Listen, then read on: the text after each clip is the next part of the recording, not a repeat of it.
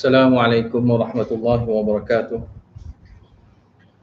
Alhamdulillah nahmaduhu wa nasta'inuhu wa nastaghfiruhu wa nu'minu bihi wa natawakkalu alaih wa na'udzu billahi min syururi anfusina wa min sayyiati a'malina. May yahdihillahu fala mudilla lahu wa man yudlil fala hadiya lahu. Asyhadu an la ilaha illallah wahdahu la syarika lahu wa asyhadu anna Muhammadan 'abduhu wa rasuluh. Allahumma salli wa sallim ala Muhammad wa ala alihi wa ashabihi ajma'in wa man tabi'ahum bi ihsanin ila yaumiddin. Subhanaka la ilma lana illa ma 'allamtana innaka antal alimul hakim. Rabbi shrah li sadri wa yassir li amri wa hlul 'uqdatam min lisani yafqahu qawli, amma ba'd. Surah Ali Imran ayat yang ke-65. A'udzu billahi minasy syaithanir rajim. Bismillahirrahmanirrahim. Ya ahlal kitab lima tuhajjuna fi Ibrahim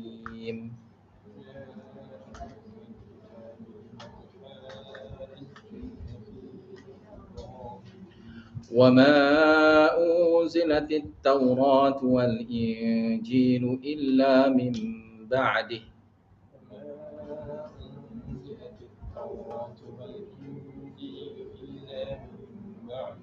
أفلا تعقلون.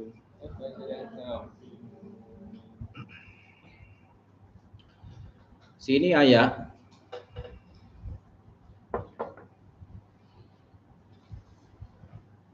bentuk rungutan Allah Ta'ala terhadap golongan ahli kitab.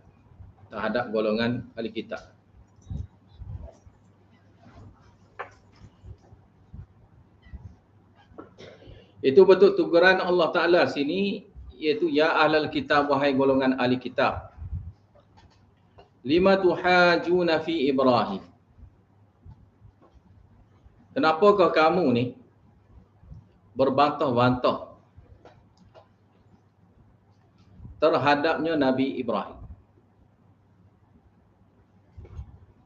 Yakni dalam dakwaan mereka, Nabi Ibrahim ini adalah Yahudi dan juga Nasara. Yahudi ataupun Nasara. Yakni golongan Yahudi mengatakan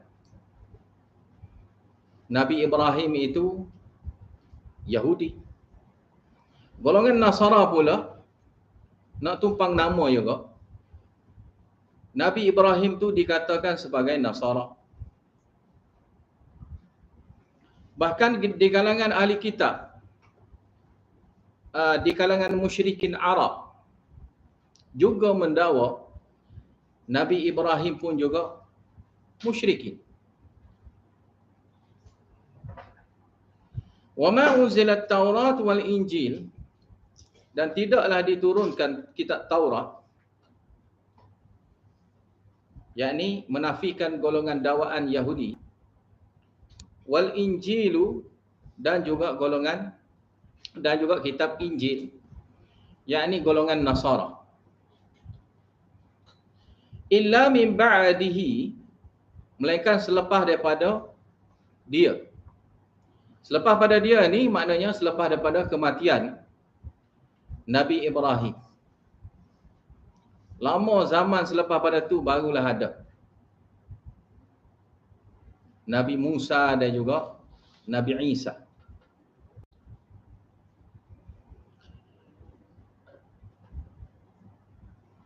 Nabi Ishaq. Start daripada Nabi Ishaq dan juga Nabi Isa. Afala ta'qilun? Apakah kamu ni tidak berakal, tidak menggunakan akal fikiran kamu dalam berhujah? Gunalah akal sikit. Allah Ta'ala bagi akal, gunalah akal itu untuk berhujah. Guna akal. Yang mana tidak ada dalil, macam mana kamu nak berhujah? Macam mana kamu nak membantah? Tidak ada sebarang bukti daripada kamu. Sama ada dalam kitab Taurat ataupun dalam kitab Injil, sama sekali tidak ada. Habis itu, ha antum haula'i hajajtum fima lakum bihi ilm. Falima tuhajuna fima laysa lakum bihi ilm. Wallahu ya'lamu wa antum la ta'lam. Ha antum, pokok kamu ni, ha antum haula'i ni, ha situ dengan makna tanbih. Nak beri peringatan. Pokok kamu. Dengar molek-molek. Pokok kamu ni, haula'i hajajtum. Ha antum haula'i itu satu makna ya. Pokok kamu. Kamu ni. Hajajtum. Kamu berbantah-bantah. Telah membantah-bantah. Fima lakum bihi ilm. Dalam perkara yang kamu ada ilmu tentangnya. Kamu bantah dah.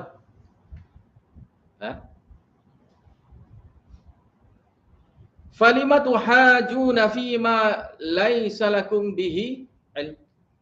Maka kenapakah kamu ni berbantah-bantah, membangkang dengan tanpa ilmu, dengan ilmu yang tidak ada pada kamu?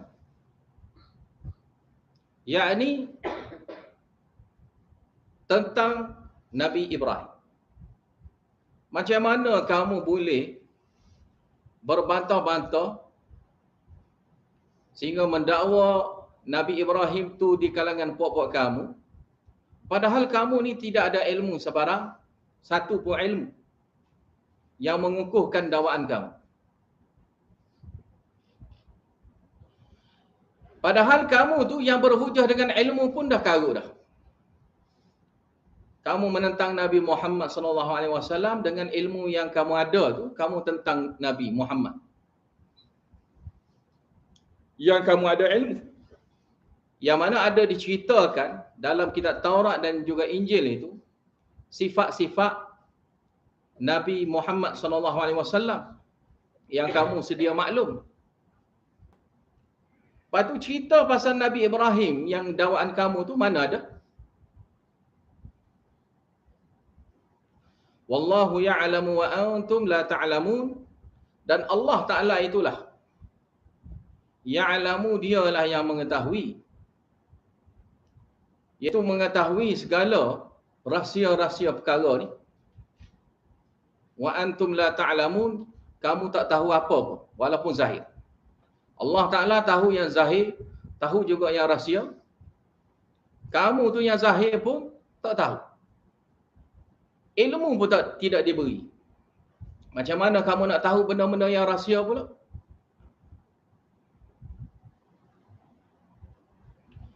Maka ini bantahan kepada golongan Yahudi. Bantahan kepada golongan Nasara yang menggunakan hujjah lawan Nabi, perangai yang sama, berhujah juga, tapi tanpa dalil. Yang Nabi Muhammad tu dia sembunyikan dalil. Dan dia putar belikkan dalil seperti mana akan adanya ayat selepas pada ni. Dan juga sebelum pada ni pun dah ada dah. Yang diputar belikkan oleh golongan ahli kitab. Kalau berhujah dengan adanya dalil, boleh kiralah sikit. Walaupun kamu ni, golongan ahli kitab ni yang menyeleweng. Tidak mahu terima Al-Quran, tidak mahu terimanya dakwah Nabi Muhammad sallallahu alaihi wasallam. Tapi kenapa pula kait dengan Nabi Ibrahim? Kerana rasa bangga dengan Nabi Ibrahim tu pula. Nak angkatnya Nabi Ibrahim tu satu geng dengan dia. Padahal tak ada sangkut paut pun. Dan kamu berhujah ni seolah-olah yang Allah Ta'ala tak tahu. kamu ni nipu, kamu ni berbohong. Maka sini didakwa, disebutkan sini, nak Allah Ta'ala nak zahirkan kebodohan mereka ni menggunakan akal. Mereka ni bercakap seolah-olah macam Allah Ta'ala tak tahu.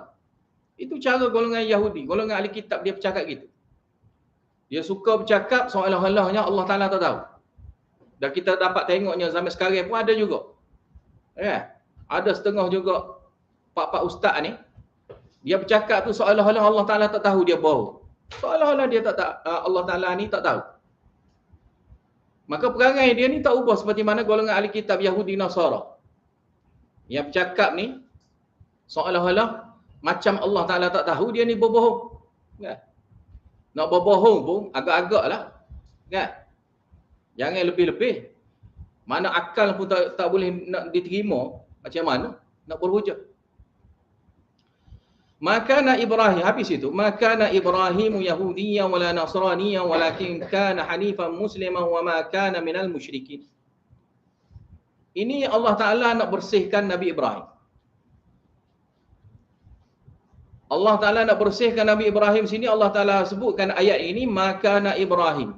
Tidaknya sama sekali Nabi Ibrahim Yahudi. Allah Ta'ala nafikan terus.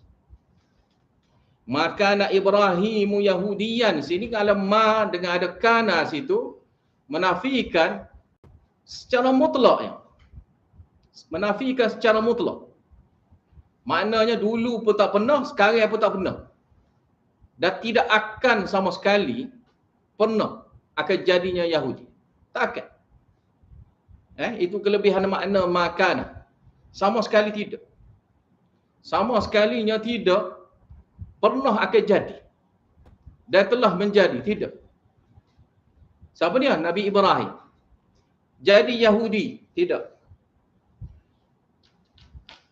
Wala Nasraniyah. Dan tidak juga jadi Nasara. Nasrani. Tak akan jadinya Nasrani. Sama sekali tidak akan. Dulu pun tidak pernah. Sekarang pun tidak pernah. Dan akan datang pun tidak akan. Tidak akan jadi Nasrani.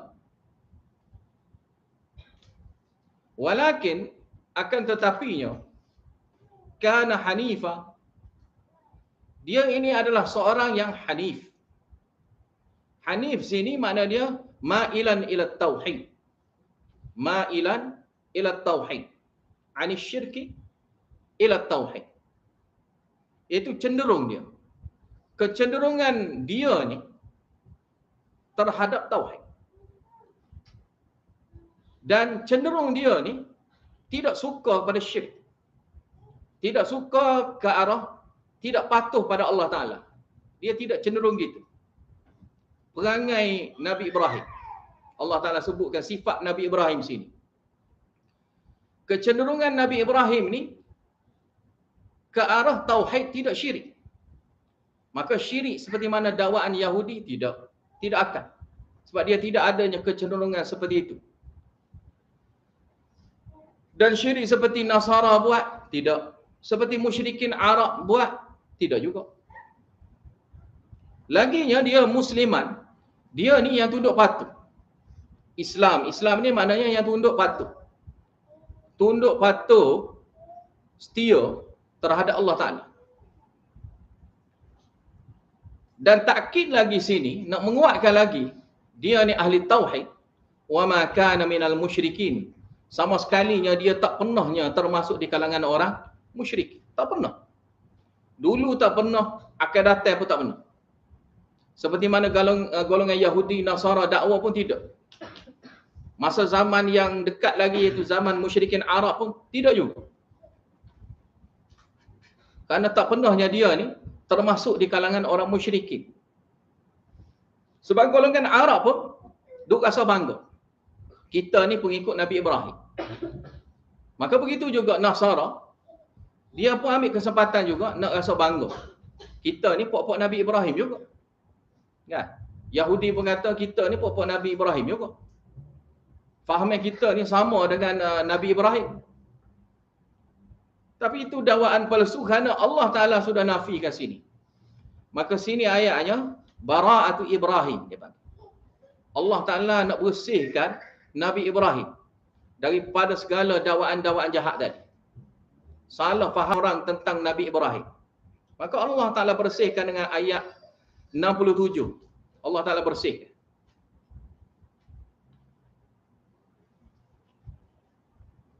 Kemudian soalan, siapakah yang lain? Kan? Nabi Ibrahim ni siapakah yang lain? Inna awlan nasi bi Ibrahim alladhina ittaba'uhu wa hadhan nabi wa hadhan nabiyyu walladhina amanu wallahu waliyul mu'minin. Sungguhnya orang yang aula, orang yang paling utama. Orang yang paling utama kalau nak mendakwa dia ni pengikutnya Nabi Ibrahim. Siapakah dia? Lalladzina tabauhu, iaitu orang-orang yang ikut dia. Orang-orang yang ikut Nabi Ibrahim, yakni pengikut-pengikutnya Nabi Ibrahim. Siapa? Di zaman Nabi Ibrahim, iaitu lalladzina tabauhu fi zamani, iaitu orang yang ikut Nabi Ibrahim di zaman Nabi Ibrahim. Wa hadzan nabiyyu, dan juga ini nabi, orang yang utama juga. Ini nabi sini, ini Nabi Muhammad sallallahu alaihi wasallam, iaitu yang sekarang ini, Nabi Muhammad. Walladzina amanu, dan juga orang yang beriman. Lafaz walladzina amanu ni sahabat. Asal masa ayat ni turun sahabat. Dan juga ayat ni bila sebut walladzina amanu, melintasi zaman. Dia jadi melintasi zaman. Mana zaman Nabi dan sehinggalah ke zaman mana sampai hari akhirat, hari kiamat. Orang yang ikut, orang yang beriman dengan Nabi Muhammad sallallahu alaihi wasallam. Orang yang beriman ini, mereka itu akan termasuknya pengikut Nabi Ibrahim juga. Yang mengikutnya agama millah dipanggil millah Ibrahim.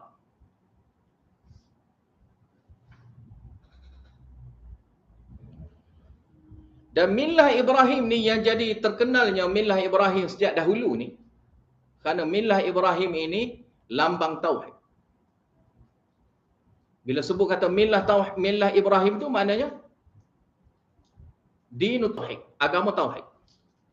Agama yang mengesahkan Allah Ta'ala, menafikan syirik. Maka inilah yang selayaknya yang termasuk millah Ibrahim. Wallahu waliyul mu'minin, dan Allah Ta'ala lah sebagai wali. Sebagai wali ni maknanya hafiz.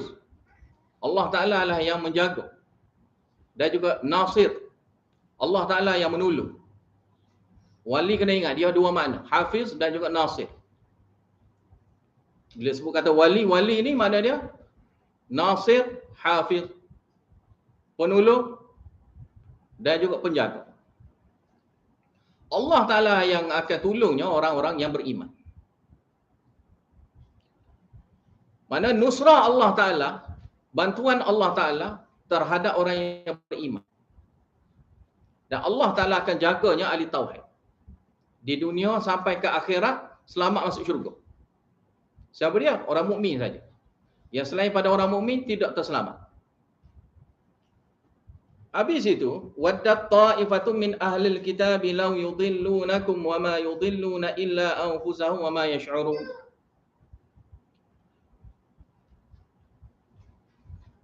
Dan sini juga syikayah. Allah Ta'ala nak beritahu sini perangainya setengah-setengah golongan ahli kitab. Waddat ta'ifatun min ahlil kitab.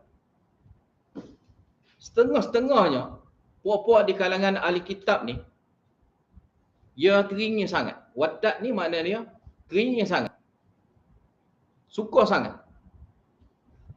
Suka sangat apa? Lau yudillunakum, sekiranya mereka itu mampu boleh menyesatkan kamu. Dia nak usahakan supaya kamu ni jadi sesat. Wa ma yudhilluna, tidaklah pelakuan mereka itu nak menyesatkan kamu itu. Merekanya wa ma yudhilluna illa anfusahum, merekanya terhadap diri mereka sendiri. Mereka punahkan, rosakkan diri mereka sendiri. Sesatkan diri mereka sendiri ini mana rosakkan diri sendiri dengan melakukan kesesatan itu. Dan perangai orang yang dalalah ni, orang yang sesat ni, mereka buat jahat, mereka buat kesesatan, wa ma yash'urun, mereka tu tak sedar. Mereka tak sedarnya mereka itu sesat. Bezanya dengan orang yang beriman, orang yang berilmu. Orang yang berilmu, orang yang beriman, dia sedar kebodohan, kejahilan ni yang tak betul. Ayat ni nak beritahunya ada takdir. Takdir dia iaitu kamu wahai orang-orang yang beriman. Sebab ayat ni sebagai jawab syikayah dia panggil. Mana adanya yang sebelum pada tu nak beritahu kamu orang-orang yang beriman ni jangan lapar sangatnya nak suruh orang kafir tu terima Islam, terima kamu. Jangan tamak sangat. Jangan tamak, jangan tamak sangat. Jangan tamak halaba sangatnya kamu nak mereka itu boleh terima kamu dengan mudah-mudah gitu. Tak kira lah dia boleh beriman sikit-sikit pun, tak apa. Jangan. Biar dia beriman, beriman sungguh. Kalau dia terima tauhid sungguh. Bukan terima lebih-lebih kurang atau apa. Kita sudah terima Islam. Tidak. Sebab perangai orang kafir sebenarnya, dia naknya kamu sesat. Kamu nak suruh mereka tu beriman. Tapi mereka tu Allah Ta'ala sebut sini, sifat mereka naknya kamu ni kafir. Naknya kamu ni murtad. Setelahnya kamu ni beriman. Ini perangai sepuak di kalangan mereka itu. Maka jangan kamu rakus. Jangan kamu rasa bangga lah. Nak sangatnya mereka ni beriman. Padahal mereka tu juga naknya kamu ni sesat.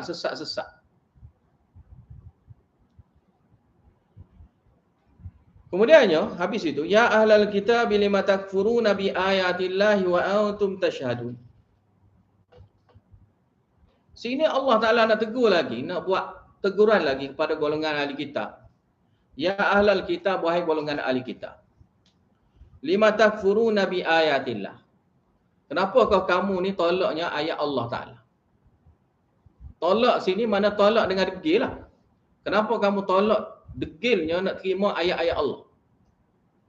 Setelah mananya ayat-ayat Allah Ta'ala tu sudah sampai pada kamu. Yang ni sininya maksud, ia cerita tentang kebenaran Nabi Muhammad SAW. Kan? Sebab Al-Quran itu adalah musaddiqan lima ma'ahum, yang membenarkan apa yang ada bersama dengan mereka tu. Quran ini membenarkan. Maka Al-Quran itu ada disebutnya di dalam kitab Taurat dan juga kitab Injil. Maka kenapa kamu ingkar? Sampai tergamuknya kamu ingkar. Mana soalan sini bukannya Allah Ta'ala tak ada jawapan. Soalan ini nak suruh mereka ni berfikir. Fikirnya kenapa ni kamu ni melampau. Kenapa kamu ni melampau? Tolaknya ayat-ayat Allah yang menceritakan tentang sifat-sifat Nabi, kebenaran-kebenaran Nabi, dan dalilnya Nabi akhir zaman. Jadi kenapa kamu ni masih lagi nak kufur, nak tolaknya ayat-ayat Allah Ta'ala? Wa antum tashhadun, padahalnya kamu ni lah orang yang bersaksi. Kamulah yang menyaksikan sebagai saksi akan kebenaran kitab yang kamu bawa tu, kitab yang diterima oleh kamu, dan kebenaran yang ada dalam isi kandungan kitab kamu. Kamu sebagai saksi. Kamu terima, kamu jadi saksi. Sebab tu sini siapa-siapa yang belajar, kita jadi saksi. Kita belajar Al-Quran, kita jadi saksi. Dan sini juga golongan ahli kitab. diberikan kitab pada dia, maka dia jadi saksi. Jadi kita sebagai saksi sepatutnya kita akan jadi orang yang benar, orang yang ikut dengan apa yang ada dalam apa yang kita saksikan itu. Ya. Dan saksi seperti mana yang kita dah ulas sudah, kan? Mana saksi sudah tentunya dengan ilmu, dengan keyakinan. Sebab nak saksi tak akan boleh bersaksi melainkan dengan adanya ilmu dan kena adanya yakin. Sebab ada ilmu dan ada yakin ni lah akan jadi saksi. Dan satu lagi dipanggil saksi, menyebutkannya. Bila kita sebutkannya, itu dipanggil saksi. Dan sekiranya kita diminta sebagai menyatakan apa yang kita saksikan, kita tidak menyebutkannya ataupun kita menyeleweng pula, maka kita dipanggil saksi yang bohong. Syahadatuz zur dia panggil. Saksi yang bohong. Dan teguran laginya, ya ahlal kitab, habis itu, ya ahlal kitab lima talbisunal haqqa bil batil wa taktumunal haqqa wa antum ta'lamun. Wahai golongan ahli kitab, kenapakah kamu ni masih laginya berperangai talbisunal haq, campur adukkan kebenaran. Talbis ni maknanya pakaikan. Dia pakai daripada perkataan libas. Libas ni pakaian, memakaikan. Yang ni sini mencampur adukkan, letak sekali. Letak sekali apa? Al-haqqa, kebenaran, bil batil, dengan kebatilan. Kenapa letak sekali? Kebenaran duduk satu tempat, kebatilan, kesesatan itu duduk pada satu tempat. Dan tidak boleh digabungkan. Karena bila digabungkan, yang digabungkan itu pula jadi rosak. Kebenaran itu akan jadi rosak. Macam kita buat solat. Kita tak boleh gabungkan solat kita dengan amal-amal yang rosak. Maka merosakkan solat kita. Merosakkan solat kita. Dan itu pasal benda yang kecil je, pasal solat. Itu pun dah tak boleh dah. Maka begitu juga dalam bab hukum hakam. Maka ini mudah nak diselewengkan. Kalau solat ramai orang tahu. Kalau kita nak bodohkan orang, kata Zuhur tu solat 1 rakaat, tak ada orang percaya. Tak ada orang percaya. Tapi hukum tak ramai orang tahu. Kalau hukum hakam ni tak ramai orang tahu. Maka bila disebutkan hukum hakam yang keliru, yang payahlah, kemudian dia betulkan dengan cara kebenaran itu dia campur adukkan dengan kebatilan, dengan yang sesat, yang tak betul. Dan juganya wataktumunal haq. Ada juga benda tu kebenaran sudah ada. Hukum sudah ada dah jelas. Tapi disembunyikan kebenaran. Ini pun juga dianggap sebagai orang yang merosakkan, menyesatkan. Ataupun juga menjadikan satu perkara itu jadi sesat.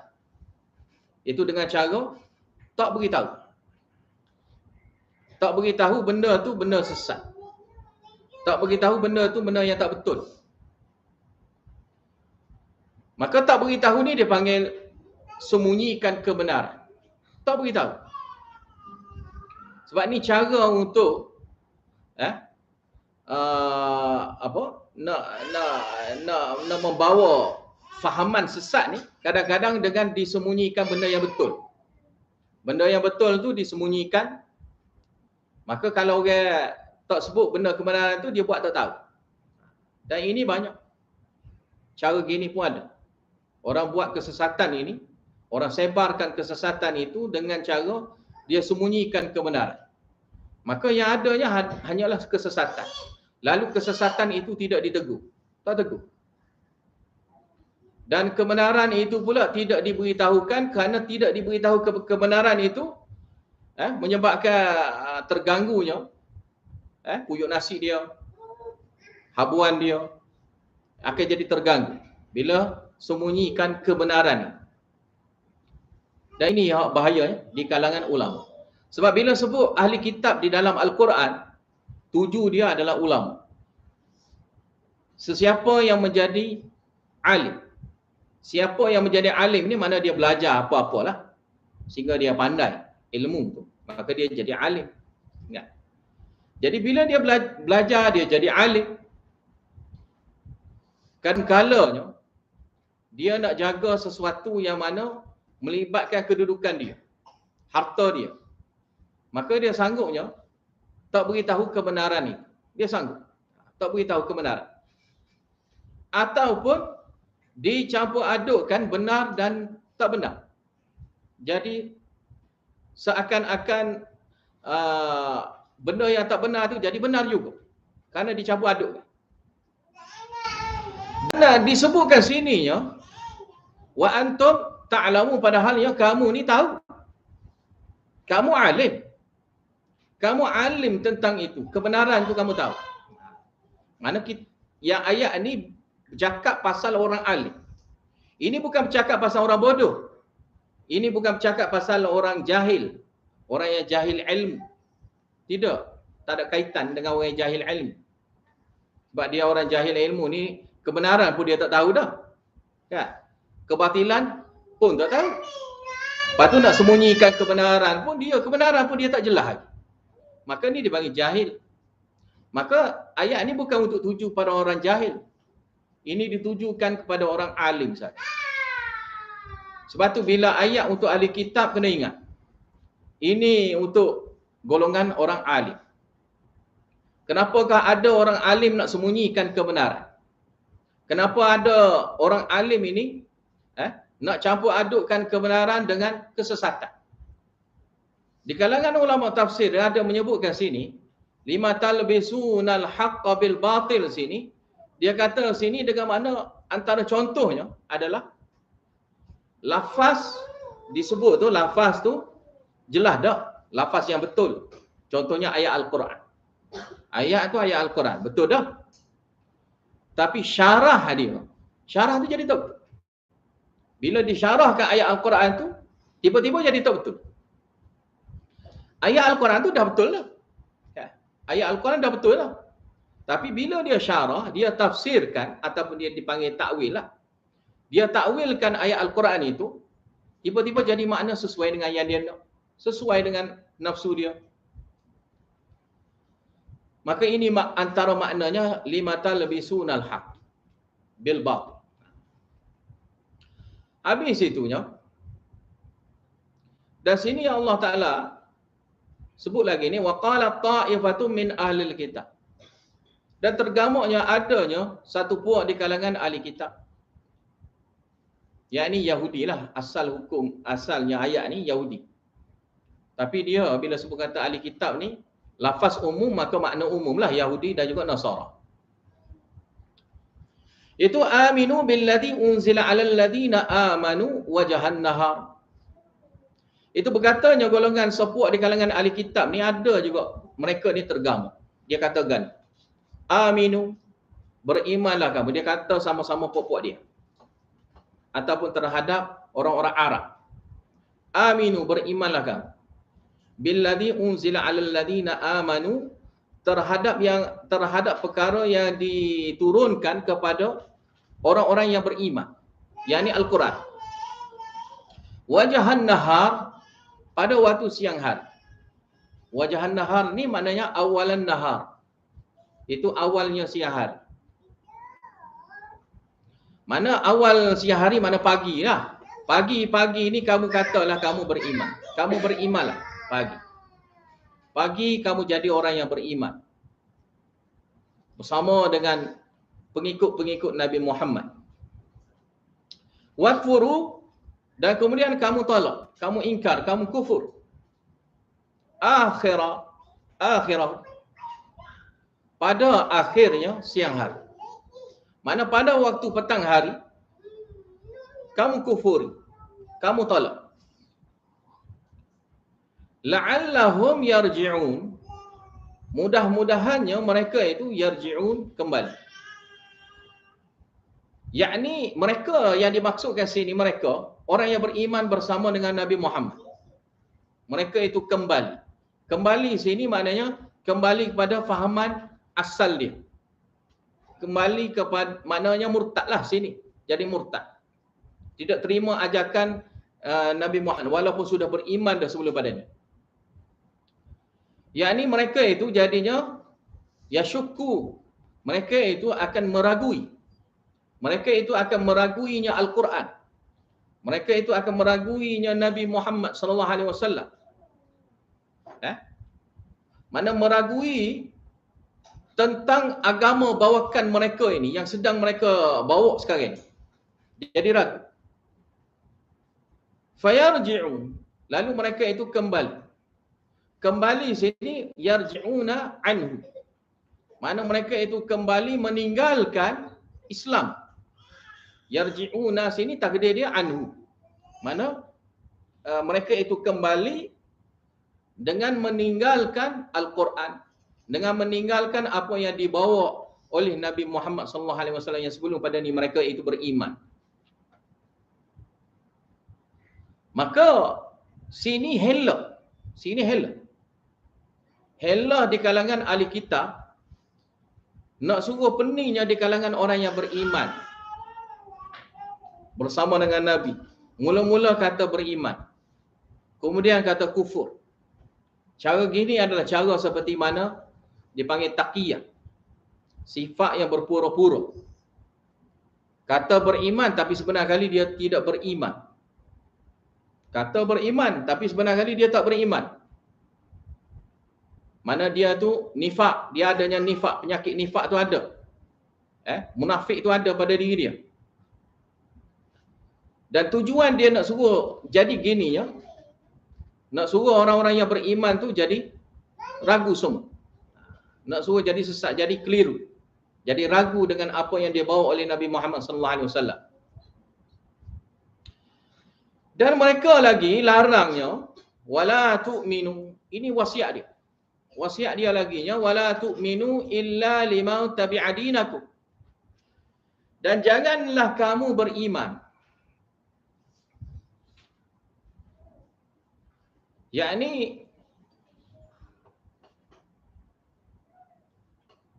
wahai popok Yahudi. Yang mana Yahudi ini menasihati sesama popok dia. Wala tu'minu, janganlah kamu beriman illa melainkannya liman tabi'a dinakum. Melainkan terhadap orang yang ikutnya agama bawakan kamu. Yakni Yahudi maka Yahudi jugalah.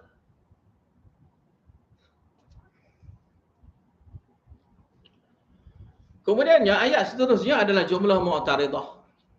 Jumlah mu'taridah. Qul innal huda hudallah. Ini jumlah mu'taridah. Mana jumlah tu sampai situ saja. Iaitu Allah Ta'ala selit sini, suruhnya Nabi Muhammad jawab. Qul, katakanlah ya Muhammad bagi jawapan pada mereka. Innal huda hudallah. Sungguhnya petunjuk itunya adalah petunjuk Allah. Petunjuk yang sebenar itu adalah petunjuk Allah. Bukan petunjuk Yahudi, Nasara, tidak. Kemudian sambungan ayat. Ayyu'ta ahadum mitlama utitum sini. Sambungan daripada ayat wala tu'minu. Sambungan situ. Cuma bolehlah kita takdirkan situ. Takdirkan bolehlah. Khasyata. Kalau nak takdirkan dengan perkataan khasyata.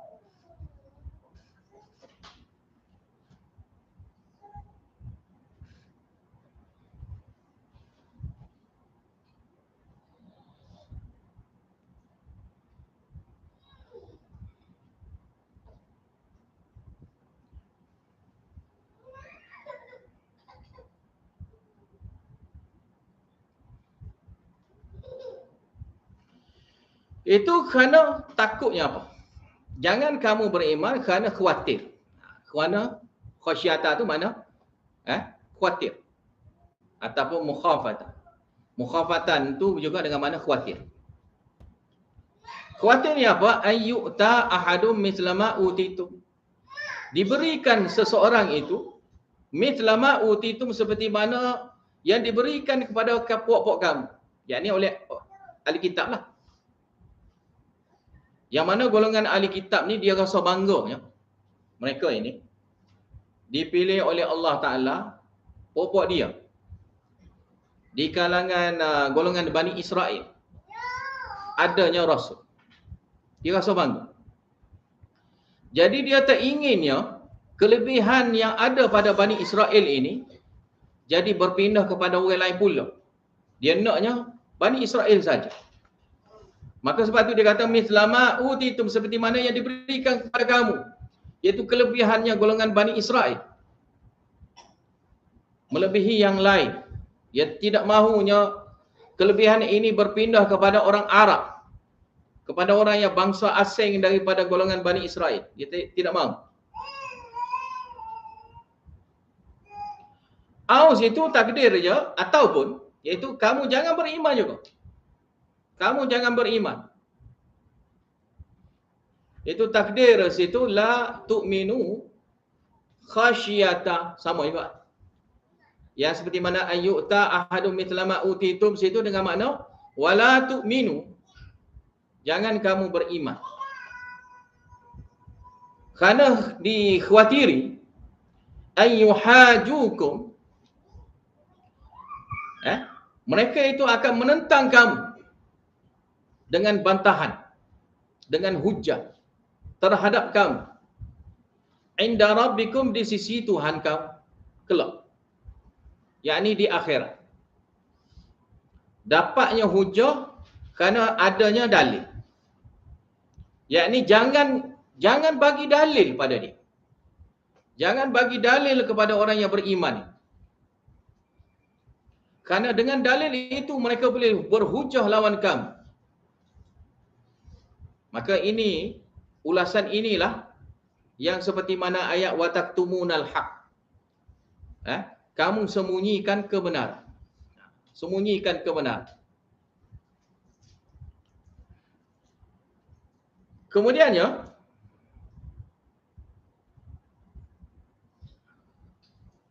jawab kekeliruan ini, dia panggil jawab syubhat. Jawab syubhat di sininya, qul, jawablah ya Muhammad kepada mereka, innal fadla biyadillah. Sesungguhnya kelebihan kurniaan itu ya Allah Ta'ala nak beri itu terhadap seseorang itu biyadillah, di tangan Allah. Maknanya di tangan Allah, hak milik Allah, kepunyaan Allah.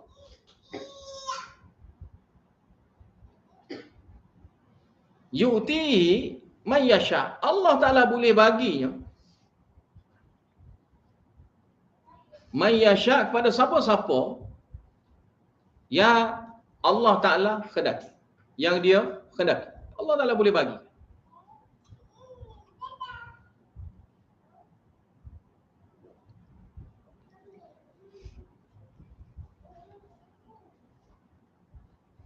Wallahu wasi'un alim, dan Allah Ta'ala itu maha luas kurniaan, kelebihan dia sangat luas, sangat banyak. Lagi Allah Ta'ala maha mengetahui siapakah yang layak, siapakah yang layak untuk diberikan kelebihan kurniaan kepada dia. Soalannya, kamu ada? Kamu ada ke? Wasi'un tu kamu ada ke? Alimun tu kamu ada ke? Kamu kata tu seolah-olah benda tu hak milik kamu. Kelebihan-kelebihan ni macam hak milik kamu. Taraf kedudukan kemuliaan itu seolah-olah milik kamu. Kamu boleh bagi-bagikan. Maka sini dinafikan ia hak milik Allah Ta'ala. Bila sebut kata biyadillah, di tangan Allah Ta'ala sahaja, yakni tidak yang lain. Tidak yang selain pada Allah. Tidak di tangan kamu, tidak di tangan malaikat, tidak di tangan Nabi, tidak di tangan siapa-siapa. Kerana ia itu di tangan Allah. Maka Allah Ta'ala, bila di tangan Allah, Allah Ta'ala boleh bagi pada siapa yang Allah Ta'ala kehendaki. Dan dia nak bagi itu, dia miskin ke? Tidak. Wasi'un. Sangat luasnya Allah Ta'ala. Kelebihan kurniaan dia ni, kebaikan yang Allah Ta'ala ada ni sangat banyak. Sangat luas kuasa dia. Lagi yang Allah Ta'ala maha mengetahui. Kamu tu tak cerdik mana? Kamu nak bagi pada siapa? Pandai-pandai kamu nak bagi pun kena cerdik juga. Takkan main-main orang jahil tiba-tiba nak jadi alim kan? Orang tu jahil tiba-tiba jadi alim. Tu pokok kamu yang dakwa gitu macam tempat kita kan? Tempat kita orang yang jahil pun kita panggil ustaz. Kan? Orang jahil kata pernah belajar, tak pernah belajar. Kan? Belajar setara mana yang belajar. Tiba-tiba jadi seolah-olah alim kabir, dia panggil. Jadi alim kabir. Tiba-tiba jadi alim kabir. Lepas tu dia reti setengah-setengah perkaranya. Dia alim, tapi dia alim setengah-setengah perkara. Tiba-tiba dia alim semua perkara. Dia bercakap, semua tajuk dia bercakap. Ya, semua tajuk tu dia bercakap. Benda yang di luar ilmu dia pun dia bercakap juga. Sepatutnya orang alim ni, dia hanya mengkhususkan apa yang dia ada ilmu. Ada ilmu dia. Dia ada ilmu setara tu lah. Ya. Benda yang di luar bidang kita, kita tidak. Ya. Macam saya merasa. Ya. Mana kita merasa bidang kita, maka kita tahu dah. Kitab nak kena ajar kitab apa, kita tahu. Dan kitab yang diajar tu pula, kita tahu matlamat dia. Kenapa nak kena ngaji kitab tu? Lepas tu, tahun seterusnya nak kena ngaji kitab apa, kita tahu. Dan seterusnya selepas pada tu naik, satu takak, satu kakak, satu darjat, satu naik-naik tu. Semua tu kita tahu matlamat dia kenapa kita belajar kitab. Yang mana kita ada hala tuju. Hala tuju kenapa kita belajar kitab tu, yang kecil itu, kenapa kita belajar kitab tu? Maka ada maksud. Ada maksud yang kita nak sampaikan. Nak kita sampaikan selepas pada tu. Daripada nahu, contohnya serena-rena kitab nahu. Kenapa kita mengaji kitab nahu ini? Padahal banyak lagi kitab nahu. Kemudian naik kitab nahu yang seterusnya, naik kitab nahu ini. Kenapa kitab nahu ni? Kenapa tidak lain? Banyak lagi kitab nahu lain. Kemudian naik lagi, setakat lagi naik kitab nahu yang lain lagi. Kenapa kita pilih kitab tu? Kita tahu. Maka kita tak boleh tukar dengan benda yang kita tak tahu. Yang benda yang kita jahil, tak boleh. Kerana akan jadi wasak tengah-tengah jalan. Jadi wasak tengah-tengah jalan. Sehingga kebingungan habis orang selepas pada tu. Saya pernah ada satu merasah tu, saya ingat dulu. Dia guna kitab yang tak kena. Akibatnya, semua pelajar masa tu yang tahun 4 jahil tentang ilmu nahwu.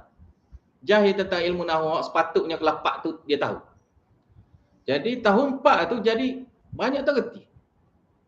Kenapa? Kerana diuji dengan kitab-kitab yang tidak sepatutnya. Yang tidak silibus yang sepatutnya. Bukan silibus yang biasa. Tapi silibus tu hanya di copy paste tiru daripada universiti lain. Akibatnya nak sampai kepada tahap yang tinggi itu tak boleh sampai. Kerana yang duduk belajar tu tahun 2 tu jadi belajar kitab besar dah. Belajar kitab besar kita ni baru tadika macam mana? Tak reti ya. Tak reti. Maka itu antara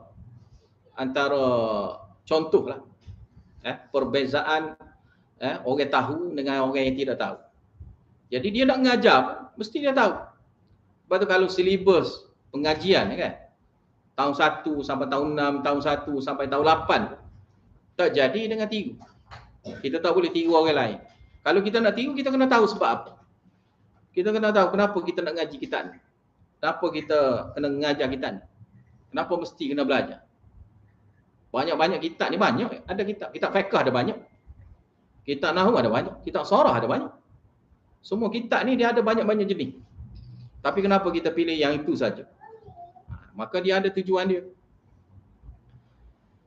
Tapi tempat kita ni tidak. Tempat kita ni, asalkan dia reti sikit-sikit Arab lebih kurang, terusnya orang panggil dia jadi ustaz, siap. Dan bila dia start orang panggil ustaz tu, Maka tak peliklah kita akan jumpa apa yang dia cakap tu, benda yang di luar ilmu. Di luar ilmu. Ya. Benda yang sepatutnya kita boleh berfikir, tapi bagi dia tak boleh. Dia tak nampak. Benda tu dia tak nampak. Maka kalau setara tunya orang awam, macam mana orang awam itu boleh nak melantik adanya orang alim? Mana orang awam bukan boleh melantik orang alim, tak boleh. Sesama orang alim boleh melantik orang alim. Sebab tu di zaman khalifah dia panggil ahli syura kan. Majlis syura ulama. Syura ulama ni yang menentukan apa saja yang dalam pemerintahan khalifah. Bukan rakyat. Bukan rakyat menentukan. Kita duduk zaman sekarang ni zaman apa? Zaman yang mana rakyat tu boleh pilih. Rakyat tu boleh pilih. Rakyat boleh pilih, tak kira benda baik ke benda buruk, dia boleh pilih belaka. Dia layak untuk pilih. Macam mana orang jahil boleh pilih kebaikan? Macam mana dia nak pilih kebaikan? Dia tak akan boleh pilih kebaikan. Maka yang boleh pilih kebaikannya alim ulama. Maka macam mana nak suruhnya dapat memilih ni? Orang alim ya. Kita kena ramaikan orang alim. Orang alim itu akan memilih. Dia akan pilih nak lantik pemimpin, sudah tentu dia akan lantiknya pemimpin yang paling alim. Takkanlah dia nak lantik orang yang alim tu orang yang bodoh. Takkan.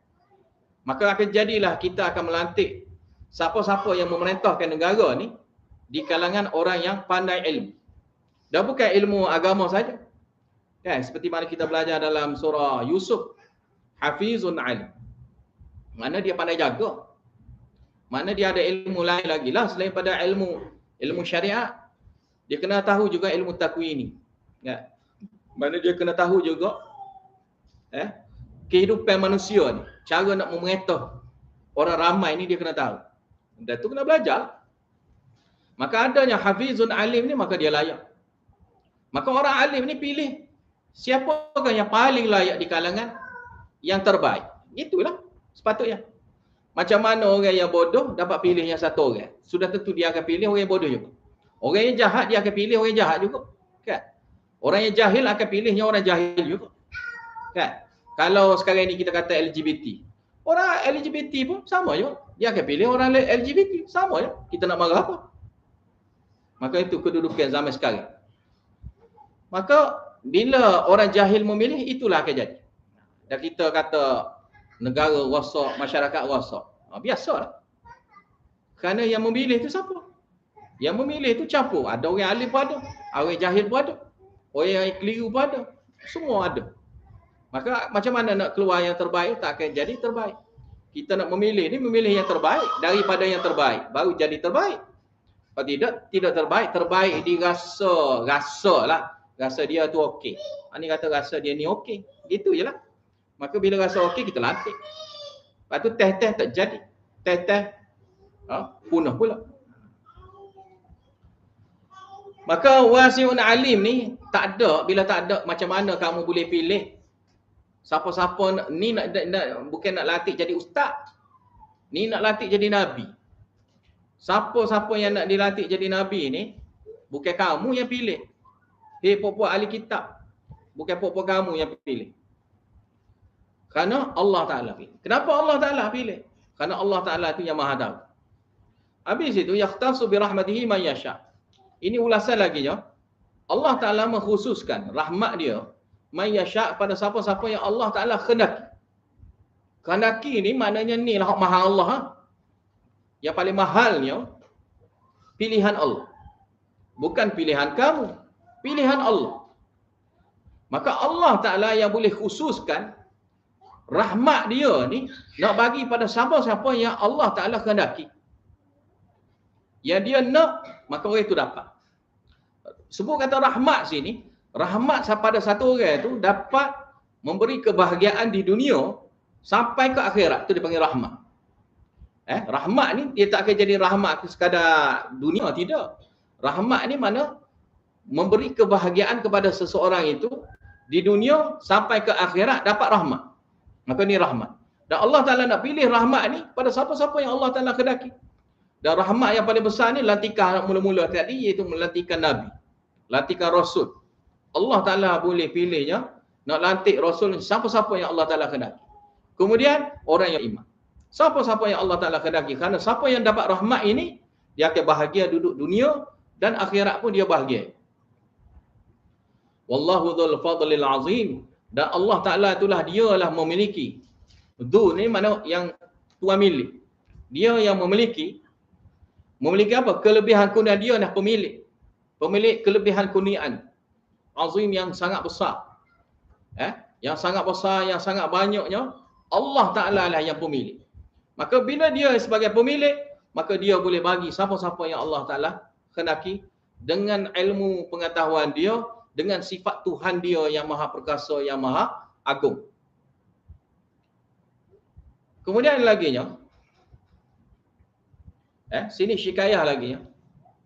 Pengaduan Allah Ta'ala terhadap golongan ahli kitab, wa min ahli kitab, dan di kalangan puak-puak ahli kitab ni, man ta'manhu biqintari yu'addihi ilaika wa minhum man ta'manhu bidinarin la yu'addihi ilaika illa ma dumta alayhi qa'ima. ذلك بأنهم قالوا ليس علينا في الأميين سبيل ويقولون عن الله الكذب وهم يعلمون. Sini di kalangan ahli kitab ni ada yang mana dia ni yang baik. Orang ahli kitab ni jangan pula kita kata semua orang jahat. Orang yang belajar ilmu agama ni, orang yang belajar Al-Quran, kan? Kalau kita ambil pada zaman sekarang ni pula lah orang yang belajar Al-Quran. Bukan semua orang jahat. Orang yang belajar Al-Quran, orang yang belajar hadis, orang yang belajar ilmu syariat, bukan semua orang jahat, tidak. Ada orang yang baik, ada orang yang tidak baik. Ada orang yang amanah, ada orang yang tidak amanah dengan ilmu dia. Ada. Maka ini biasa berlaku. Di kalangan ahli kitab ke, di kalangan orang Islam ke, mesti ada. Ada saja yang amanah, ada yang tidak amanah. Dan sini Allah Ta'ala sebut man in ta'manhu biqintari. Seseorang itu sekiranya kamu, adanya orang yang mana sekiranya kamu yang Muhammad memberi amanah kepada dia, memberikan amanah kepada dia berbentuknya qintar. Biqintar ni maknanya harta yang banyak. Bagi harta yang banyak sungguh sebagai amanah, dia yang pemegang amanah.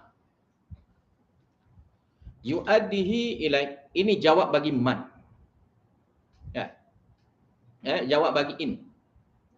Yu'addihi ilaik, pastinya dia akan tunaikan, lunaskan, tunaikan, sempurnakan amanah yang diamanahkan pada dia, kepada kamu. Amanah yang kita berikan kepada dia, dia boleh tunaikan kepada kita, kepada kamu. Maka di kalangan ahli kitab ada yang amanah. Walaupun harta banyak mana sekalipun diberikan amanah pada dia, dia akan tunaikan. Dia akan sempurnakan amanah dia itu kepada kita. Wa minhum, dan di kalangan ahli kitab juga ada yang jahat. Iaitu man in ta'manhu bidinar. Seseorang itu sekiranya kamu memberi amanah kepada dia 1 dinar. 1 dinar ni mana? Dinar ni 1 shilling emas lah. 1 shilling emas. Maksud dinar sini dengan mana? Sedikit harta. Mana kamu beri kepada dia sedikit harta sekalipun, la yu'addihi ilai, dia tidak akan sempurnakan amanah itu, walaupun sedikit itu yang sepatut disempurnakan kepada kamu. Kerana dia ni jenis orang yang tidak amanah. Illa malaikatnya madum ta'alaihi qa'imah. Malaikatnya terus menerusnya kamu desak dia. Terus menerusnya kamu desak dia, barulah dia tu akan bayar. Zalika bi annahu, perkara itu terjadinya, perangai ini terjadinya, kenapa?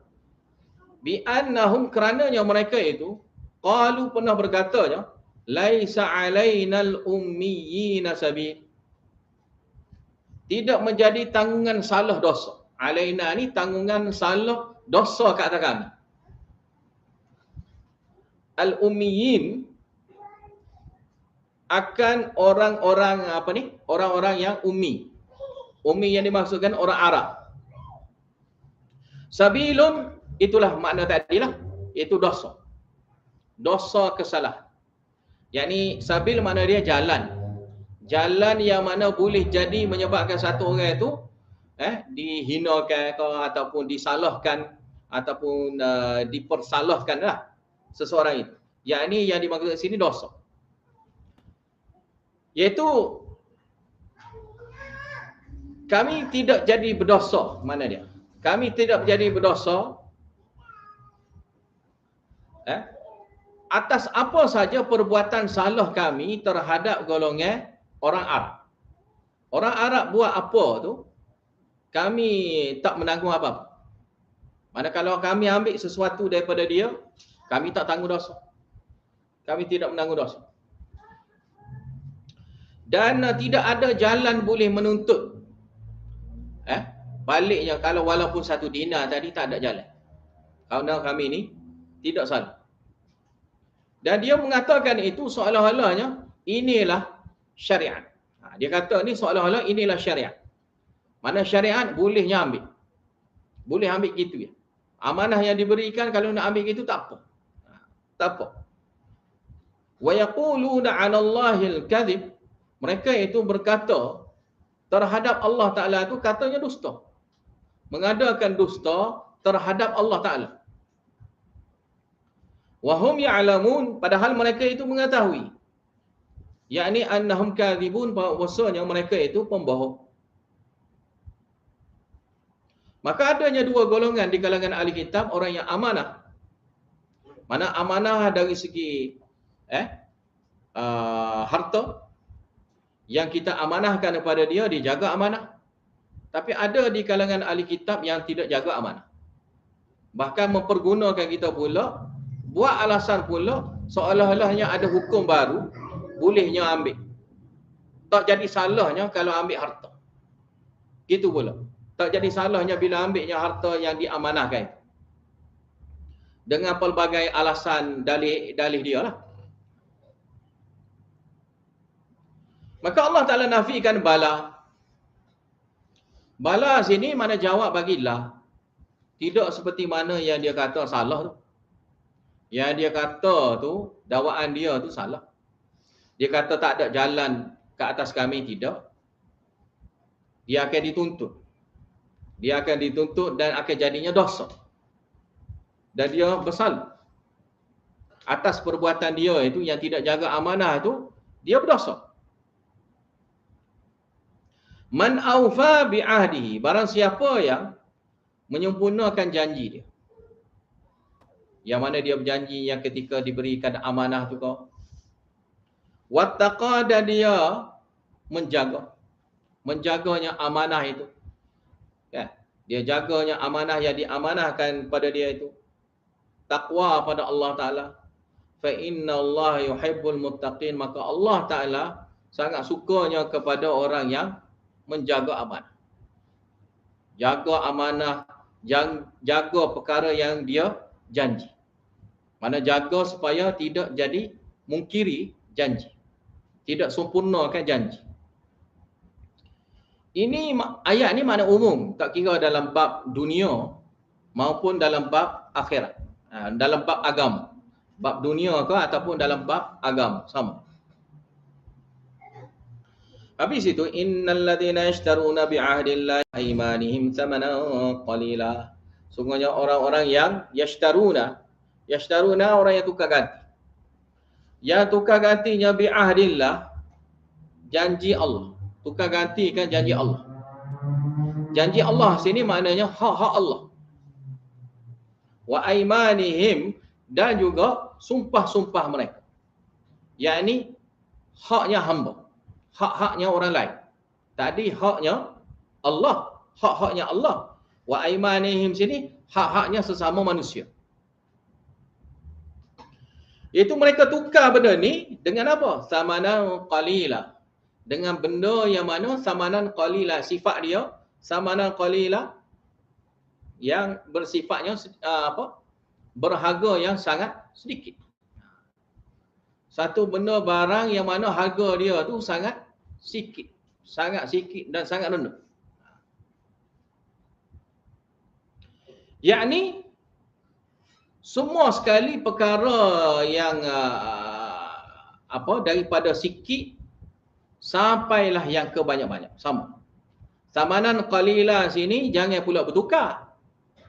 Mana tukar kita satu orang tu kita tukar gantinya iman dengan kekufuran.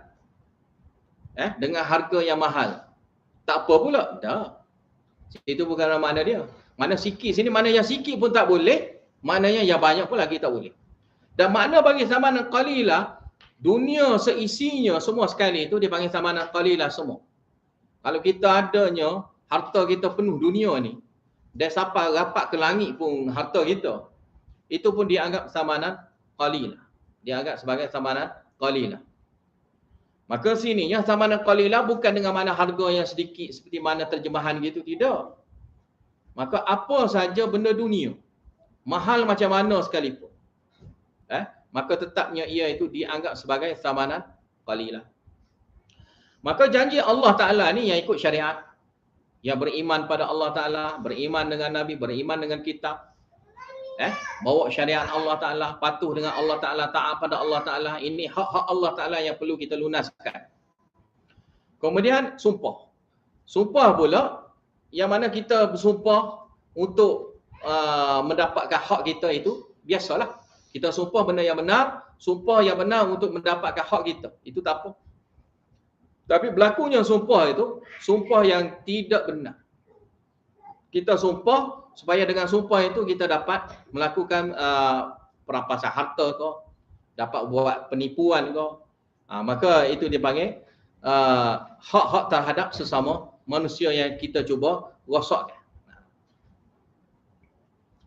Jadi mereka yang bersifat ini, kalau ada sifat ni, macam mana? Ulaika la khalaqa lahum fil akhirah. Mereka itu tidak adanya sebarang bahagian nasib yang baik. Khalaqa tu dengan makna nasibah. La nasibah, tidak ada nasib yang baik. Lahum buat mereka. Fil akhirah, di akhirat kelak mereka itu tak akan dapatnya nasib yang baik. Nasib ni maknanya bahagian. Mana adanya bahagian untuk dia di akhirat, bahagian yang betul kebaikan. Bahagian yang kebaikan yang untuk pada dia. Ataupun kita panggil juga nasib. Dan sini pun juga Arab khalaqan pun juga dengan mana nasib. Bahasa Melayu pun kita panggil nasib. Mana nasib. Mana tidak ada nasib yang baik untuk mereka ini fil akhirah, di akhirat. Dunia mungkinlah nampak nasib baik. Nasib baik dapatnya harta yang mewah, pangkat yang tinggi, kemuliaan, itu mungkin boleh dapat. Tapi akhirat la khalaqa lahum, tidak ada nasib yang baik buat mereka di akhirat. Ya dunia ni dia nampak je macam dia tu dapat nasib yang betul, tapi tidak. Itu hanyalah bentuk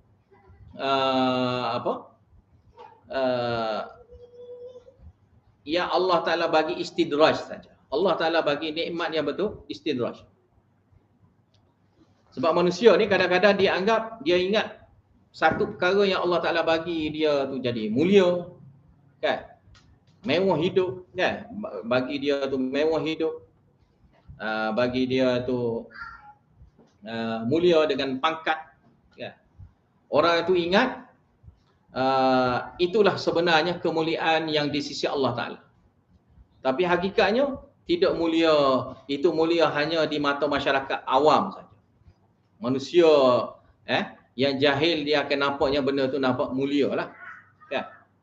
Tapi Allah Ta'ala tidak. Inna akramakum indallahi atqakum. Sungguhnya orang yang paling mulia sekali di kalangan kamu di sisi Allah Ta'ala, orang yang paling takwa sekali di kalangan kamu. Mana takwalah situ. Takwalah yang paling mulia.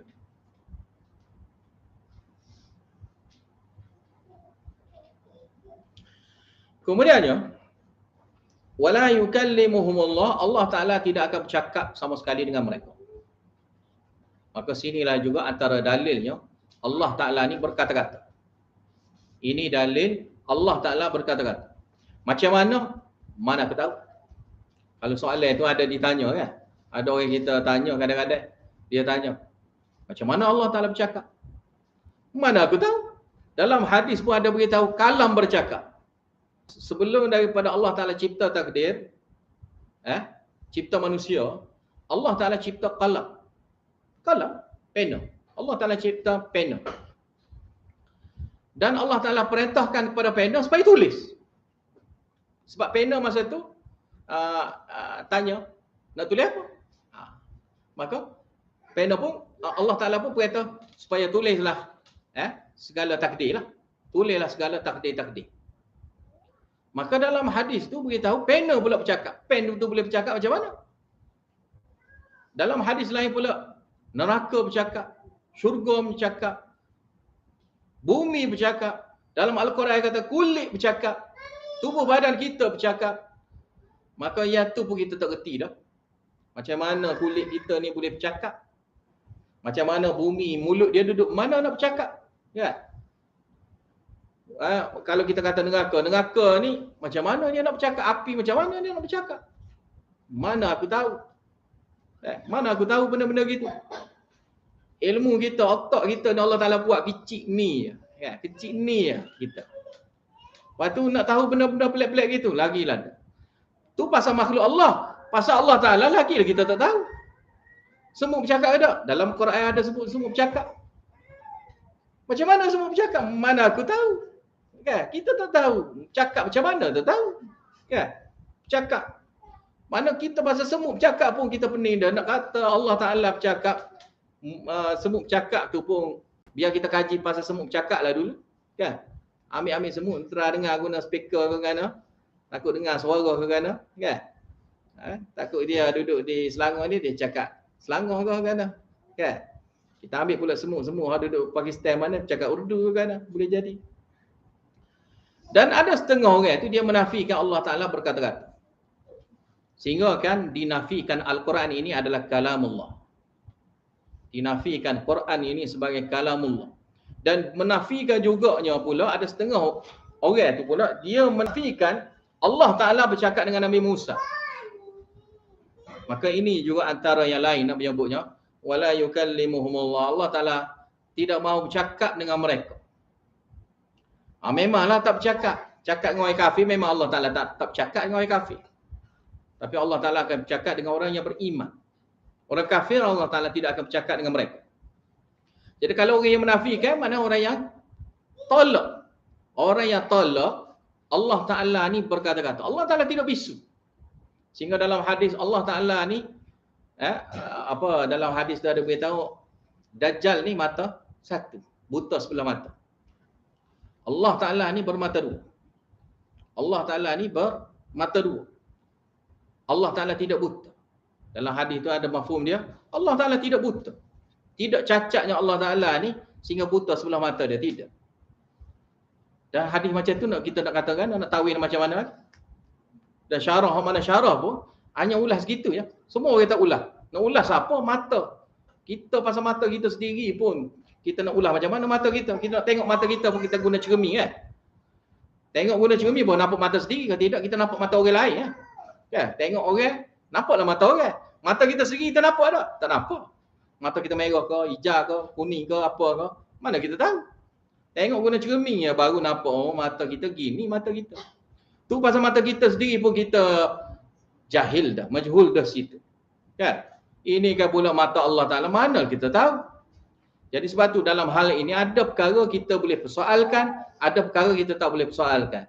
Kerana otak kita terhad. Akal kita ni terhad. Maka wala yukallimuhumullah, Allah Ta'ala tidak bercakap dengan mereka. Mana? Bila Allah Ta'ala tidak bercakap dengan mereka sini, sampai dalam ayat lain ada beritahu, Allah Ta'ala suruh senyap. Senyaplah wahai anjing ayat tu. Ayat tu lafaz apa dah? Lafaz tu sangat kerah lah. Mana Allah Ta'ala kutuk seolah-olah kutukan untuk anjing. Sebab kata tu adalah kata untuk anjing. Lafaz untuk anjing. Senyap anjing. Mana lafaz tu lafaz yang digunakan untuk anjing. Mana Allah Ta'ala suruh senyap. Perintah suruh senyap, mana pok dia tak boleh bercakap. Tak boleh bercakap dengan Allah Ta'ala. Allah Ta'ala tidak ingin bercakap dengan mereka. Wala yukallimuhumullah. Allah Ta'ala tidak mau bercakap dengan mereka. Wala yanzuru ilaihim, dan Allah Ta'ala tidak lihat pada mereka. Yang zuru mana pandang lihat. Yang zuru pandang lihat. Mana pandang lihat pada mereka pun Allah Ta'ala tidak ingin. Yaumal qiyamah, pada hari kiamat kelak. Maka sininya orang ni tak akan dapat sebarang kebahagiaan. Sebab kita kalau kita tak bercakap dengan satu orang macam mana? Kan? Orang tu tak nak tengok kita macam mana. Mana kita ni macam jadi hina dina. Maka ini Allah Ta'ala hina dinakan satu orang tu dengan cara Allah Ta'ala tak bercakap dengan mereka. Dengan cara Allah Ta'ala tak pandang pada mereka. Ya. Kemudiannya, wala yuzakkihim, Allah Ta'ala tak bersihkan dosa dia.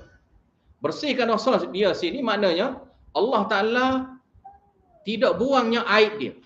Aib satu orang ni besar di dunia ni. Aib ni kerana benda tu adalah benda yang sangat jijik. Kan? Aib ni semua orang ni ada aib dia. Kan? Di kita semua sekali ni ada aib dia. Cuma orang yang nampak kita ni benda yang molek-molek saja. Orang tak nampak aurat kita kerana kita pakai baju. Kan? Kita pakai baju, kita pakai seluar. Tapi kalau kita zahirkan aurat kita, maka nampaklah aib kita. Kan? Kita berak. Busuk bangar pun berak tu. Kan? Tapi orang tak bau lah benda tu. Orang tak nampaklah aib kita tu. Kita duduk dengan orang ramai tu dengan wangi-wanginya tak bau tahi pun. Kan? Mana orang nampak dengan kita tu, orang nampak yang baik-baik. Yang baik-baik. Tapi ada perkara, benda keburukan-keburukan aib ini, yang mana kita, bila sebut kata aib, kita tak sukanya aib kita ni diketahui oleh orang lain. Antaranya aurat kita lah. Kan? Maka ini pula aib bentuk dosa. Aib bentuk dosa. Dan aib bentuk dosa, dunia mungkinlah terselamat, mungkin terselamat. Tapi di akhirat, Allah Ta'ala bongkar semua. Allah Ta'ala bongkar semuanya aib kita. Dan sebab itulah pentingnya wala yuzakki. Tazkiyah dia panggil. Mana Allah Ta'ala membersihkan satu orang itu daripada dosa aib. Bersihkan satu orang itu daripada dosa aib. Maka di akhirat, orang yang mereka ini, Allah Ta'ala bongkarkan semua sekali aib dia. Nampak semua orang lain nampak. Maka dia akan malu. Malu pada semua orang manusia yang melihat dia masa tu. Di depan orang ramai-ramai. Dia akan dapat sini mana dia akan mendapat yang malu. Dan bila tak dibersihkan dosa dia, aib dia, maka dia sudah tentunya akan dapatnya azab. Maka disebut sini walahum adzabun alim. Dan mereka itu akan dapatnya azab yang sangat pedih. Bukan sekadar aib saja, bukan malu saja, di akhirat akan masuk pula, dihumban masuknya ke dalam neraka. Neraka-neraka ni bukan api biasa gitu, mana api yang masuk tu mana api yang pedih. Mana siapa yang masuk tu akan dapatnya sengsara azab yang sangat pedih. Mana tidak akan dapat lepas gitulah. Api tak akan jadi malap, tidak bolehnya kita hapuskan api itu. Mana tak selamatnya satu orang itu daripada azab neraka. Maka bila sebut kata azabun alim, azab yang sangat pedih. Bila sudah, wallahu a'lam bissawab, wa akhiru da'wana alhamdulillahirabbil alamin wa billahi taufiq wal hidayah. Wassalamualaikum warahmatullahi wabarakatuh.